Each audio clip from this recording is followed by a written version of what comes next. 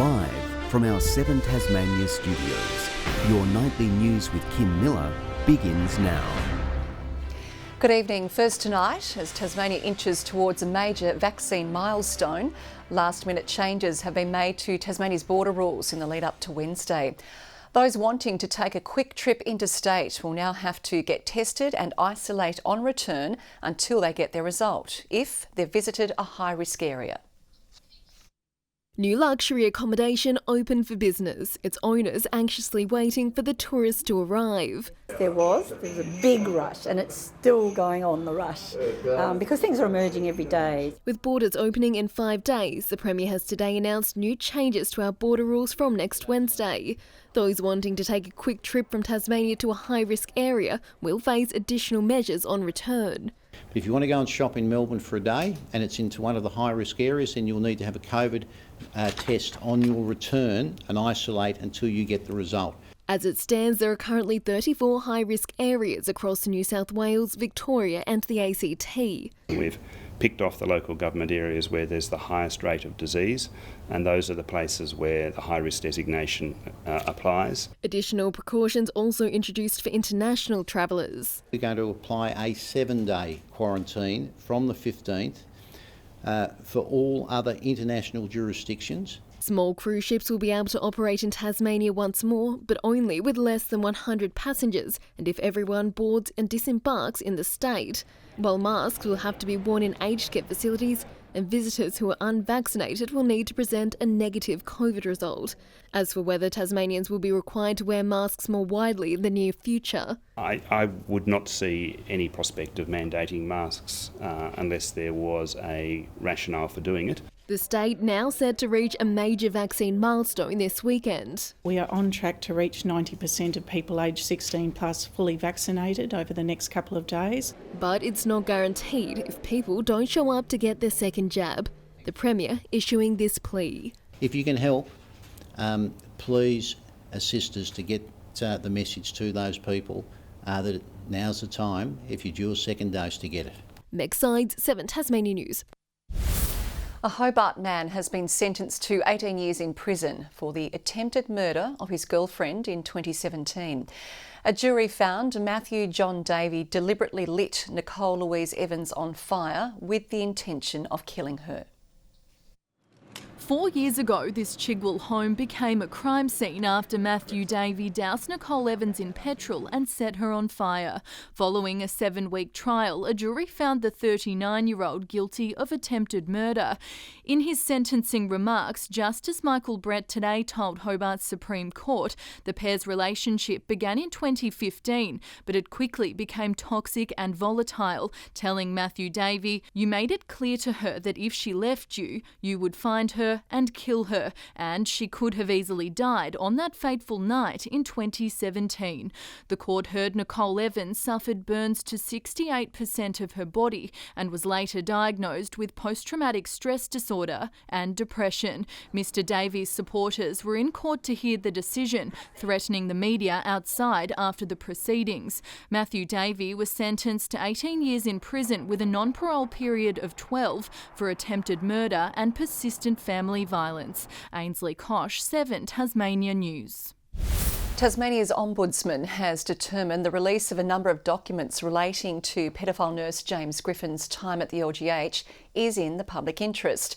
Freelance journalist Camille Bianchi submitted a right to information request to the Health Department in 2020, but it found none of the documents could be released. In his review of the department's decision, Richard Connock said, "I am concerned that it does not appear to have considered the victims of Mr Griffin's alleged offending. Despite the decision being overturned, the documents still have not been released."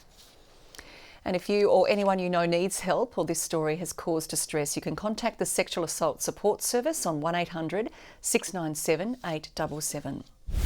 A 48-year-old woman has been charged after more than $260,000 worth of drugs were discovered in a police raid. A routine traffic stop in Campania uncovered a small amount of methamphetamine, leading authorities to a home where a further 260 grams of the drug was allegedly found. Police say it's equivalent to more than 2,600 street deals. The woman faced the Hobart Magistrates Court this afternoon. A first-of-its-kind compensation claim against Tasmania's public trustee has been filed in court. Almost a dozen community groups have banded together, calling for an independent assessor to investigate cases where clients have been wronged. In January last year, Michael Burles suffered a fall and was hospitalised. By March, the public trustee had taken control. Guy at my house, he told me the news, you can't get in and everything's gone. I couldn't believe it. He'd had all of his belongings sold, either sold or taken to the tip. He'd had his dog, his precious little dog, rehomed. Nobody from the public trustee had talked to him about it. The 72-year-old is in an aged care home and is now fighting back for his freedom. I want to be compensated and everything fixed up and live a normal life like everyone else. Today, a compensation claim on behalf of Mr Burles was filed in the Hobart Magistrates Court. It's only the first step. There is further action that needs to be taken, not just for Michael, but the hundreds of other clients affected by the public trustee's actions. Solicitor Ben Bartle argues the public trustee didn't act in the best interests of Mr Burles when selling all of his possessions without permission, and is seeking around $5,500 on behalf of his client in funds he paid for funeral insurance. We're very hopeful that this is the first and only case before the courts. We want the Attorney-General to commit to appointing a retired judge or somebody like that to go through all the files, the hundreds of files where breaches may be found, and in appropriate cases to award compensation. It comes a week after a scathing report into the state's public trustee found it misunderstood its duties as an administrator for 26 years. At this point, we're looking at the 28 recommendations, but I won't rule anything in or anything out. Going into this with a completely open mind. Labor says it supports an independent review, so that we can have confidence that people who have been treated in the way that we've seen some of those really concerning stories come out recently are compensated and do have an opportunity to have some recourse. Letitia Wallace, 7 Tasmania News. A man in his 60s has died after a single vehicle crash on the Murchison Highway. The tragedy happened this afternoon near Staffords Road at Guildford in the state's northwest. The driver was the only person involved in the crash and was pronounced dead at the scene. Despite reports emerging it's a done deal, the state government says it is still waiting to find out if Blunston Arena has secured hosting rights for the 5th Ashes Test. Reporter John Hunt joins us now. John, everyone is playing the waiting game, it seems. They sure are, Kim. 35 days before the start date, the 5th Test officially remains without a venue, with a final decision yet to be announced. Cricket Australia is considering multiple bids, with a second test at the MCG as state's main competitor. However, Blunston Arena is firming as the front-runner. Respected cricket writer Peter Laylaw telling Channel 7's Ashes coverage earlier today, Hobart has the champagne on ice, while another report suggests a decision will be announced in coming days. Premier Peter Gutwin says while the news sounds promising, there's been no official response. He's urged the game's governing body to help make history.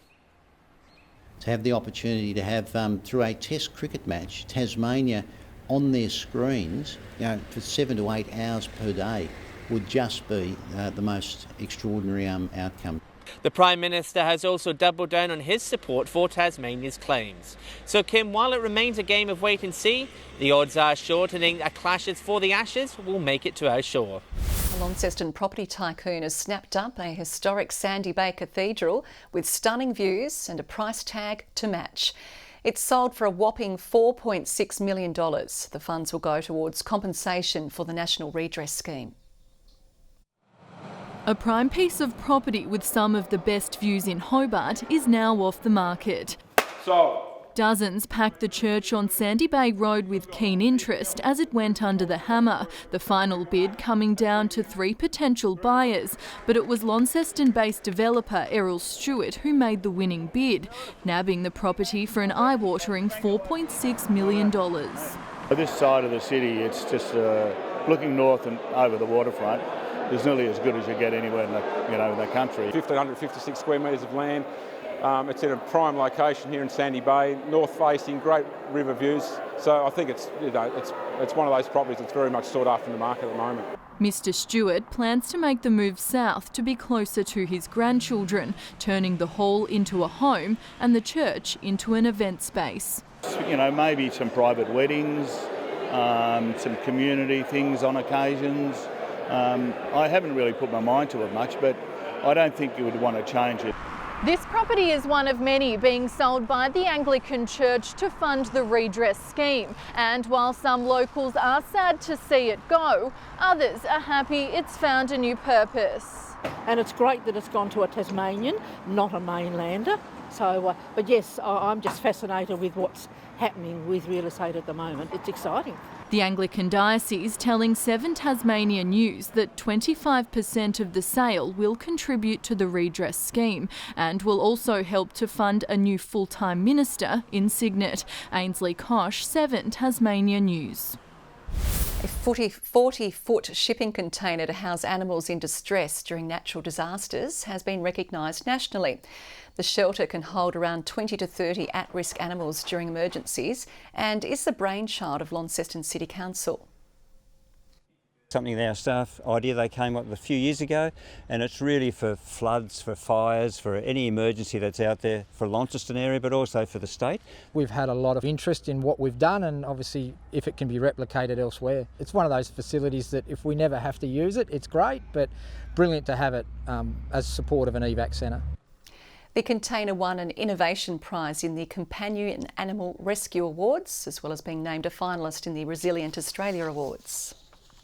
Wine lovers, prepare to taste some top drops. The 3rd annual Tasmanian Wine Festival will return to Hobart's Botanical Gardens next year.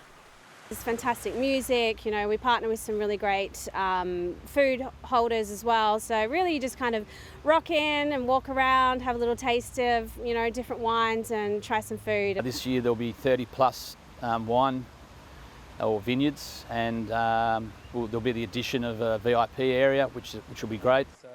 The 2-day event begins on February 18.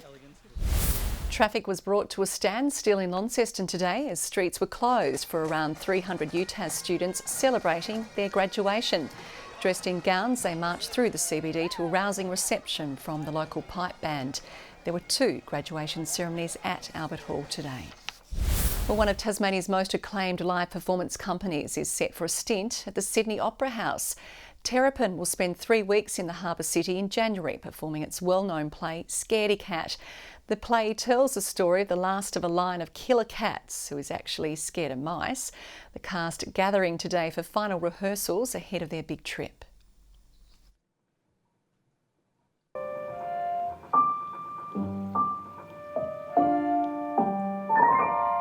We were able to document the work and send it to them, and they saw that, they loved it, and so they've programmed it as part of their Summer at the House series.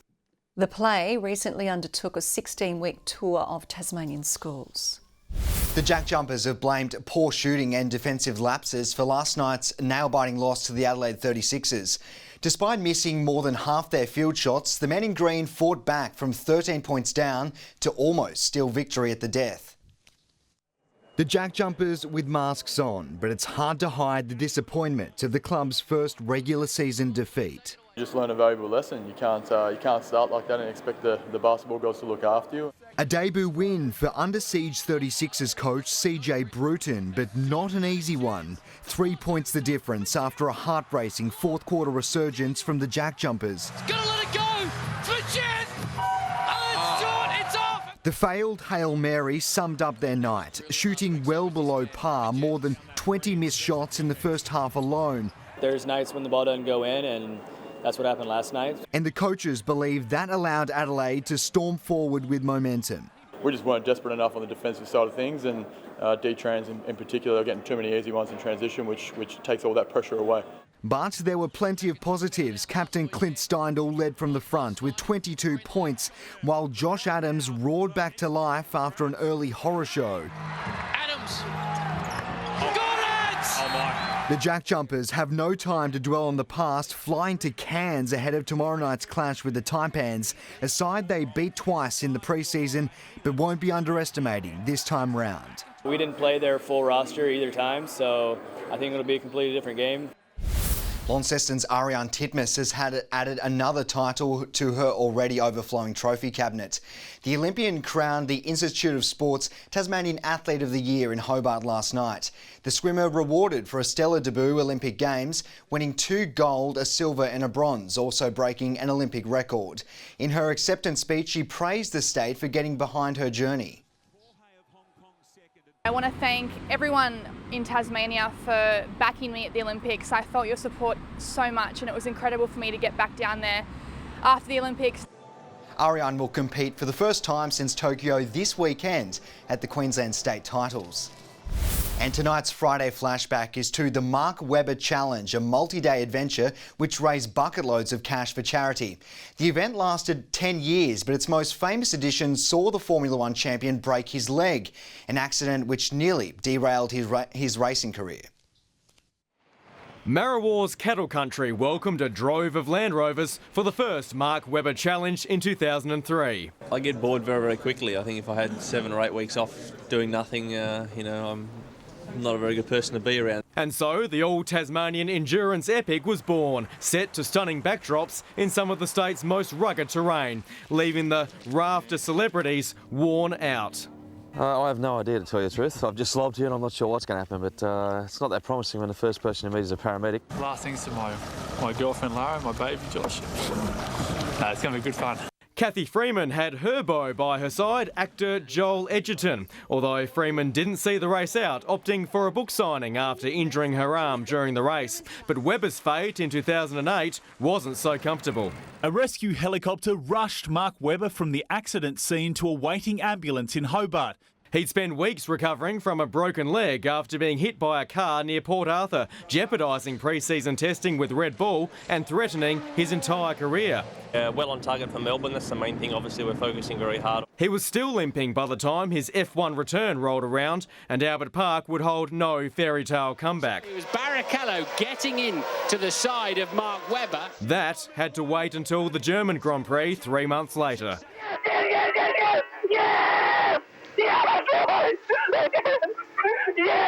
With a titanium rod still in his leg following the bike crash, Webber defied all the odds, including a drive-through penalty for bumping Rubens Barrichello, to become the first Australian to win a Formula One race in 28 years. His Tasmanian challenge would crumble during the global financial crisis that year before the event made a brief return and then wound up for good in 2013. Tom Johnson, 7 Tasmania News. Good evening. Not the warmest start to summer in Hobart. Another cool day today. 16 the top. Launceston and Cressy the warmest with 22, Burnie 20 and Devonport 19. Some temperatures up to 6 degrees below average. Smithton 21, Bushy Park 20, Flinders Island, Low Head, St Helens and Friendly Beaches all 19 degrees. Strawn 18, King Island 17 and Grove Reach 16 today. Cloud covered most of Tasmania. A few pockets of blue sky over the northwest and central areas. A cloud band wraps around a low near Sydney. An area of cloud is over southern Victoria and some thunderstorm activity is over the top end.